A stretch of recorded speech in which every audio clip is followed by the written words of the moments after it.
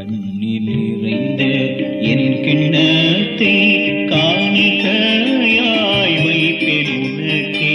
விண்ணோர் விருந்தில் இடம் பெறவே விரும்பியேற்றார் நிறைவா.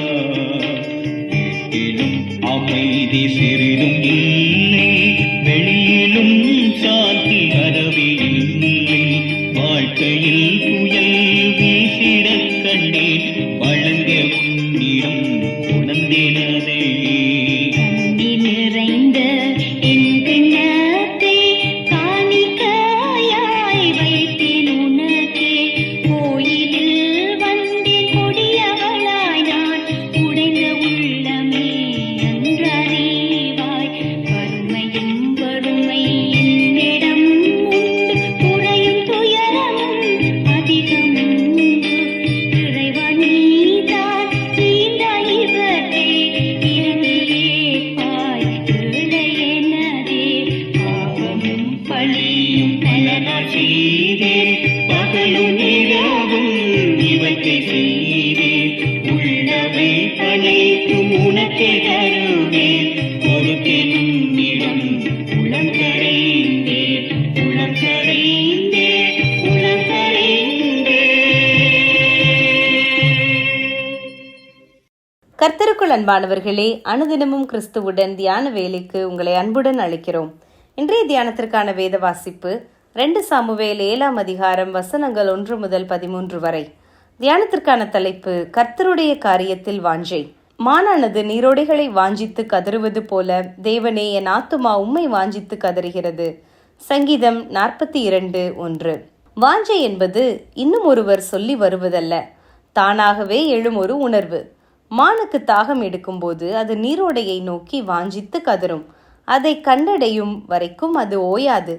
அதுபோலவே தனது ஆத்துமாவும் தேவனை நோக்கி வாஞ்சிக்கிறது என்று தேவன் மீதுள்ள தனது வாஞ்சியை அழகாக வெளிக்காட்டுகிறார் தாவீது. எல்லா வசதிகளும் நிறைவாக இருக்கும்போது தேவனை தேடுவது குறைவடைகிறது என்று பொதுவாக சொல்வார்கள். அப்படியானால் தாவீதின் காரியம் சற்று வித்தியாசமானது எனலாம். சகல வசதிகளோடும் வாழ்ந்த இவர் தேவனுடைய காரியத்தில் கரிசனை காட்டியது எப்படி? அவர் தேவன் மீது கொண்டிருந்த அந்த வாஞ்சைதான் காரணம். தேவனுக்கு ஒரு ஆலயத்தை கட்ட வேண்டும் என்ற வாஞ்சியையும் அதுவே ஏற்படுத்தியது. தான் உயர்ந்த ஒரு வீட்டிலே வாசம் பண்ணும்போது தேவனுடைய பெட்டி திரைகளின் நடுவில் இருப்பது சரியானதா என்ற எண்ணமே தேவனுக்கு ஒரு ஆலயத்தை கட்ட வேண்டும் என்ற அவாவை தாவீதுக்குள் தோற்றுவித்தது. நானும் எனது குடும்பமும் என்று சிந்தித்து கொண்டு தேவனுடைய காரியங்களை குறித்து எவ்வித அக்கறையும் எடுத்துக்கொள்ளாமல் இருக்கும் நமக்கு தாவீதின் இந்த சிந்தனை ஒரு சவால்தான். கர்த்தர் பேரில் நமக்கு வாஞ்சை இருந்தால் போதாது, அது கிரியையில் வெளிப்பட வேண்டும். இன்றும் ஆலயங்கள் கர்த்தருக்குள்ளாக கட்டப்பட வேண்டும்.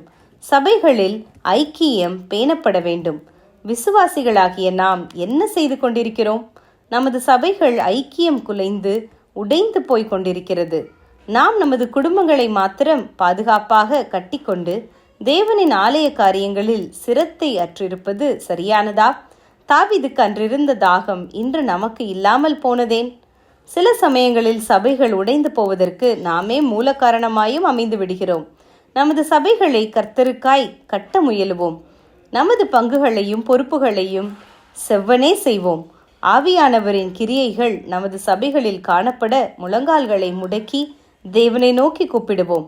சபை கூடி வருதலை சிலர் விட்டுவிடுகிறது போல நீங்களும் விட்டுவிடாமல் ஒருவருக்கொருவர் புத்தி சொல்ல கடவோம் என்று பவுல் எபிரேயருக்கு எழுதுகிறார். எபிரேயர் 10:25.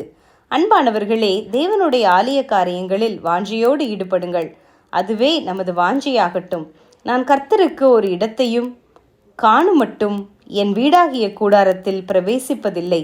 சங்கீதம் 132:2-3. ஜெபம் செய்வோமா? ஆண்டவரே, தாவீதைப் போல ஆலயத்தின் மேல் வாஞ்சிக் கொண்டு ஆலய பணியில் உண்மையாய் ஈடுபடுவதற்கும் எங்களுக்கு உதவி செய்யும். ஆமேன்.